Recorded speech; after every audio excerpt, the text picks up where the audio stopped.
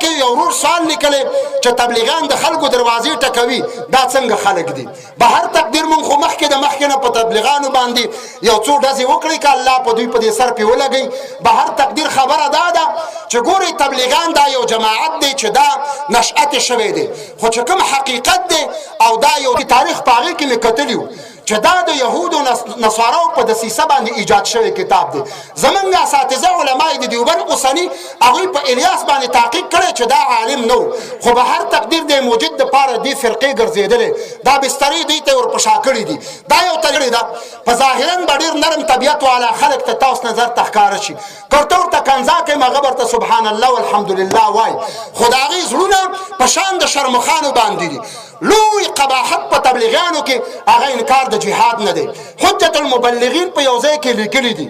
هغه صفحې ته اوس کټ کړي موږ سره سابقه چاپ پیدا کېږي که چاته ضرورت و بیا به ورته وښیو هغې لیکي چې دا کوم علما په مدرسو کې تدریس کوي او په جوماتونو کې امامت کوي او طالبان دیره دي که دوی بستره په شا نه کړي او تبلیغ ته لاړ نه شي د دوی دا کار د یهودو او د نصاراو دی نعوذ بالله من ذلک او هغې د دې معتقدین دي چې حکم د جهاد چې دی دا منسوخ شوی دی او تاسو به د طارق جمیل د خولې نه اورېدلي وي چې هغه وایي همارے لیے بدر و حنین دلیل نہیں ہے په دین کې جهادونه د پیغمبر علیه السلام دا دلیل زمونږ دپاره نشي ګرځېدلی د دوی په رسالو کې لیکلي خبردار آج تکرانه حماقت ہے وایي خبر شي نن سبا جنګ کول په عنوان د جهاد باندې دا احمقي ده نعوذ بالله من ذلک بس دی ایجاد شوی د پاره دی چې خلکو کې بزدلي او بېغیرتي پیدا کړي او خلک د جهاد نه منع کړي یو کتاب دی زه به تاسو ته د هغې حواله درکړم اوس پښتو کې ترجمه شوی دی مولانا الطاف الرحمن دا یو تبلیغي عالم دی او شیخ الحدیث دی په جامع مسجد درویش کې صدر کې پېښور کې هلته مدرس دی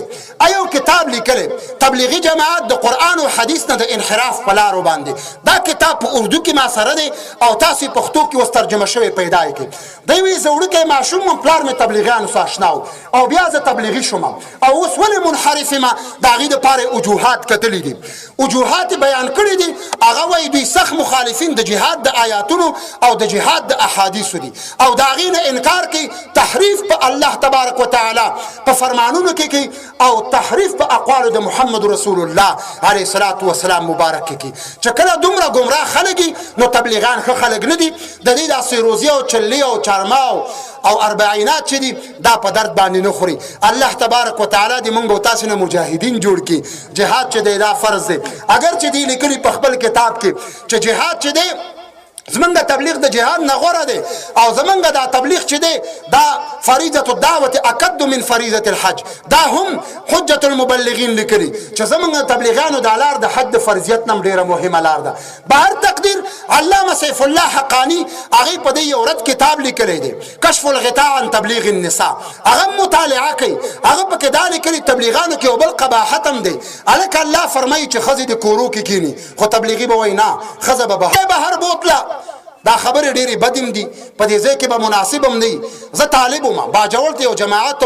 او یو جمع د ښځو تلي و تبلیغیانو بیا په هغې باندې چا غلطه ټیک کړی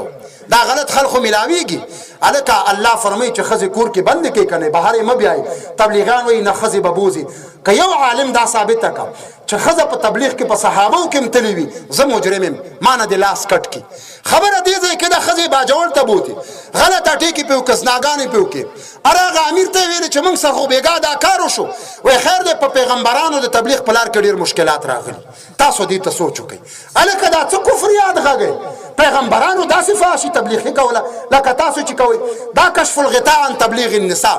دا مفتی سیف الله حقانی لیکلی دی او په دې تبلیغانو رد لیکلی دا په دې کې بل قباحت دی چې ښځې تبلیغ ته بیایي ښځې د ځای نه بهر کې علما ناست دي د ښځې وختل جایز نه دي حتی تر دې پورې چې د نابلده او ناشنا ناکارې ښځې پرېښودل د خپلو ښځو څه جایز نه دي دا څه چې ته د ښځو نه پنډ جوړ کړې او دا بهر بوځي بهر تقدیر بل سوال دی ورور دا